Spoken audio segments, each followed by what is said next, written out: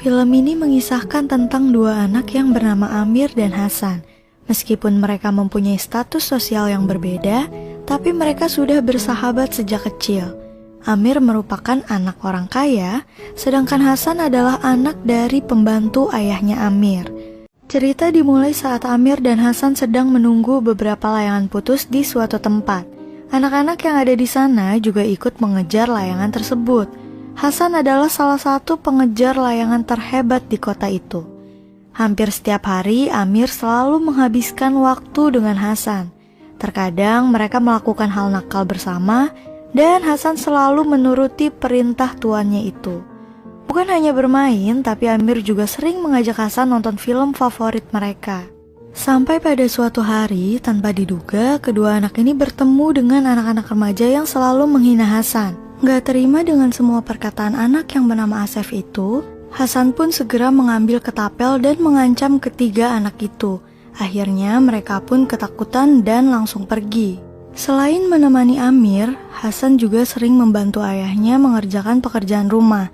Ketika Hasan sedang membantu ayahnya, Amir menerima surat dari Rahim Khan, yaitu seorang penulis terkenal dan dia juga sahabat ayahnya Amir. Rahim Khan sangat menyukai semua hasil tulisannya Amir. Pada saat itu, Hasan pun bertanya, cerita apa yang sedang ia tulis? Dan Amir menjawab, ia menulis cerita yang berjudul Seorang Pria dan Cangkir Ajaib. Keesokan harinya, pas Hasan masih di rumah sama ayahnya, Amir pun datang dan membawa hadiah ulang tahun untuk Hasan. Amir membawa sebuah ketapel buatan Amerika untuk sahabatnya itu. Hasan terlihat sangat bahagia menerima hadiahnya. Setelah itu, keduanya pergi ke pemakaman, tempat mereka biasa bermain dan Amir menuliskan nama mereka di sebuah kayu. Setelah itu, Amir membaca cerita kesukaannya Hasan, yang berjudul Rostan dan Sohrab. Gak cuma nerima hadiah dari Amir, tapi Hasan juga nerima hadiah dari tuannya, yaitu ayahnya Amir, berupa sebuah layangan. Beberapa hari setelahnya, pertandingan layangan di seluruh wilayah Kabul dilaksanakan. Seperti biasa, Hasan membantu Amir untuk mengalahkan lawannya. Berkat bantuan Hasan, satu persatu layangan anak-anak lain pun akhirnya putus dan Amir memenangkan pertandingan itu.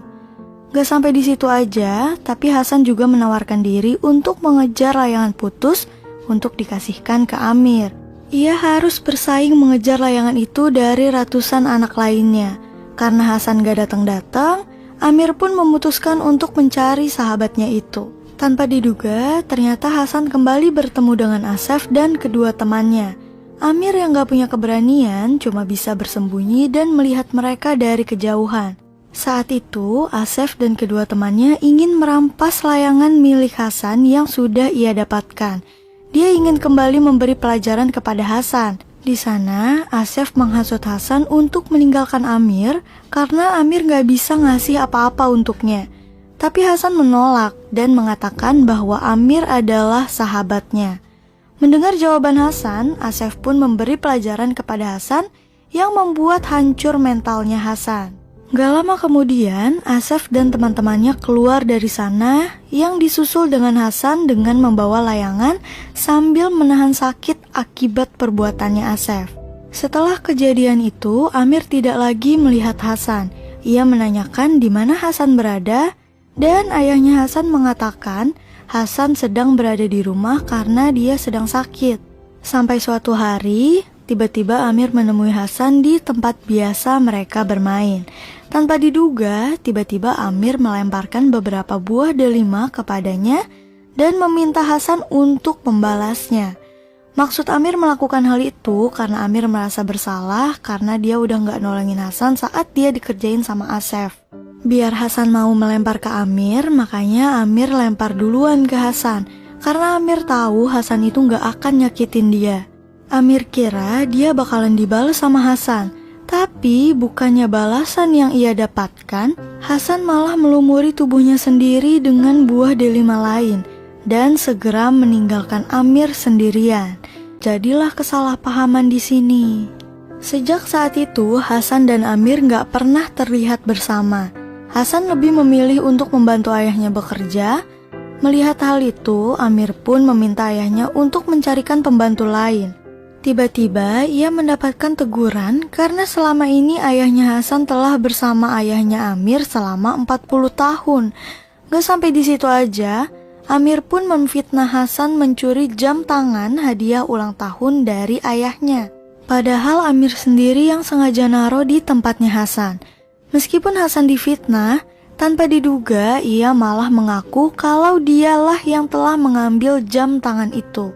Awalnya ayahnya Amir mengampuni Hasan, tapi tanpa diduga ayahnya Hasan meminta berhenti dari pekerjaannya dan membawa putranya untuk pergi dari tempat itu. Sejak saat itu Amir tidak pernah bertemu dengan Hasan lagi seumur hidupnya. Gak lama kemudian negara itu pun akhirnya dikuasai oleh kelompok asing. Malam itu Amir dan ayahnya harus segera meninggalkan negara itu. Tujuan pertama mereka adalah Pakistan. Dengan menempuh rintangan yang cukup sulit, akhirnya Amir dan ayahnya berhasil kabur dari negara itu dan mereka akhirnya tinggal di California. Di sana ayahnya Amir memulai semuanya dari nol. Ia harus menjadi penjaga toko dan memperbanyak relasi di California. Sampai pada suatu hari, ayahnya Amir ini ngenalin Amir dengan seorang jenderal. Tanpa disengaja, ia pun bertemu dengan Soraya, putri dari jenderal itu. Kelihatannya sih si Amir ini suka sama Soraya sejak pandangan pertama dan mencoba mendekatinya. Tapi sang jenderal ini kayaknya gak suka sama Amir. Tapi Amir gak nyerah begitu aja. Saat itu ia meminta sang ayah untuk melamar Soraya. Kemudian ayahnya Amir yang udah menua dan sakit-sakitan itu pun akhirnya memberanikan diri datang melamar sang putri jenderal untuk putranya itu. Ternyata usahanya nggak sia-sia nih. Jenderal itu pun menerima lamaran tersebut. Dan gak lama kemudian pernikahan keduanya segera dilaksanakan. Setelah pernikahan itu, gak lama kemudian ayahnya Amir pun meninggal dunia. Hari pun berganti, tiba-tiba Amir ditelepon seseorang yaitu sahabat ayahnya dan juga seorang penulis terkenal yang bernama Rahim Khan. Rahim meminta Amir untuk segera kembali ke negaranya. Akhirnya Amir pun memenuhi permintaan Rahim untuk menemuinya. Sesampainya di Pakistan, ia memberikan hadiah buku yang ia tulis kepada sahabat ayahnya itu. Saat itu Rahim pun mengatakan yang sejujurnya. Ternyata tujuannya mengundang Amir untuk kembali bukan karena ia sakit, melainkan memberitahu tentang fakta-fakta yang selama ini belum terungkap. Yang pertama, yaitu tentang Hasan. Ternyata Hasan telah meninggal dunia. Sebelum meninggal, Hasan juga telah menitipkan surat untuk Amir. Gak cuma sampai di situ aja, Rahim juga memberitahu kalau sebenarnya Hasan adalah adik kandungnya Amir. Ali, yaitu ayahnya Hasan, dia merupakan pembantu ayahnya Amir, adalah seorang pria mandul dan Hasan bukanlah anak kandungnya Ali. Awalnya Ali gak mempercayai hal itu dan dia juga gak punya pilihan lain.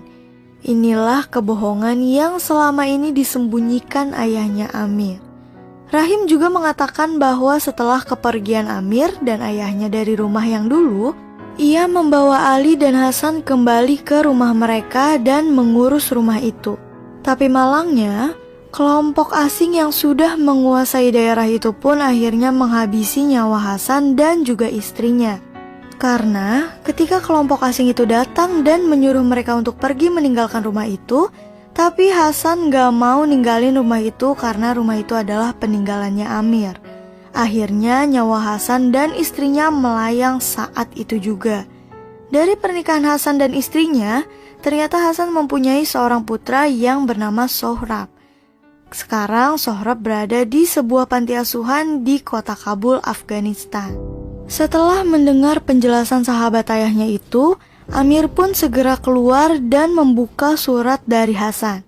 Di surat itu memperlihatkan foto Hasan dan juga putranya.